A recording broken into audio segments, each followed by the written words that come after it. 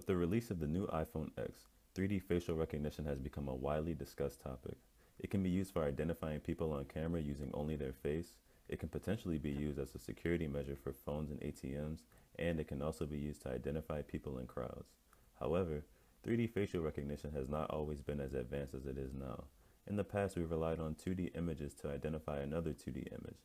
This process was not very effective and had a high rate of failure due to varying angles and directions in which a person can look into the camera, the facial expressions the person makes, and the variance of light. Because of its low success rate, it was primarily only used by law enforcement agencies to capture random faces in crowds.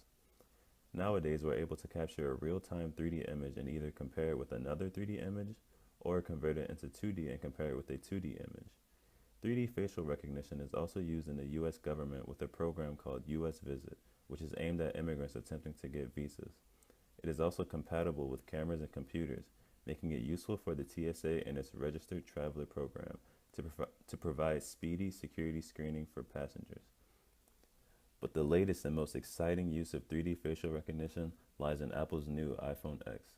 The new iPhone uses an infrared system Apple calls TrueDepth, which projects a grid of 30,000 invisible light dots onto the user's face.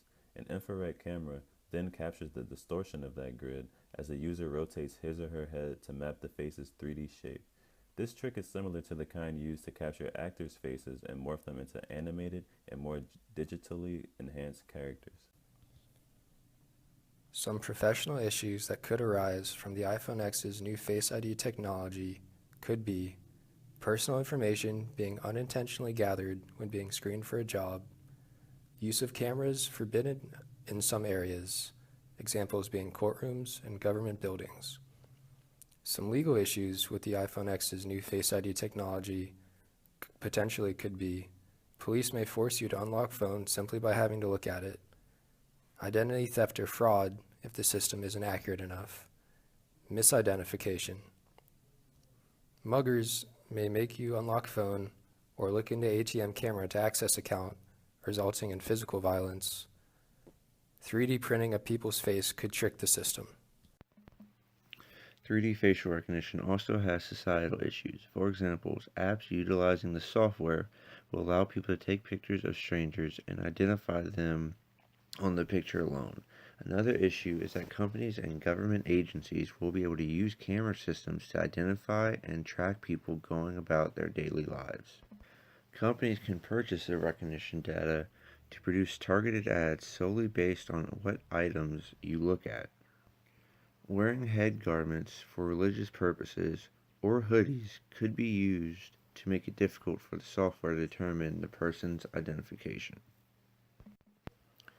Having a portable device that carries a 3D facial recognition software may make people vulnerable to theft or harassment from others. Furthermore, since this software isn't readily available to everyone, it will cause social divide with those who have access to the software and those who don't. With these new technologies, new laws will emerge to attempt to fix these issues. To combat the issue of law enforcement searching your phone without consent, Congress could amend the Fifth Amendment to protect the unlawful scanning of someone's face to unlock personal devices. Law enforcement may start to regularly implement the software to scan crowds and attempt to find people with warrants. To make sure this process isn't abused, the software would have to have a 99% match to follow up on the arrest. Companies will update their terms and conditions to allow them to sell 3D facial recognition to third parties. As a group, we decided that 3D facial recognition would take society in a direction that is not very ideal. We feel that if this technology was heavily implemented in today's society, it can become extremely problematic. Our research has shown that this software can be easily abused by many parties, such as big businesses and law enforcement.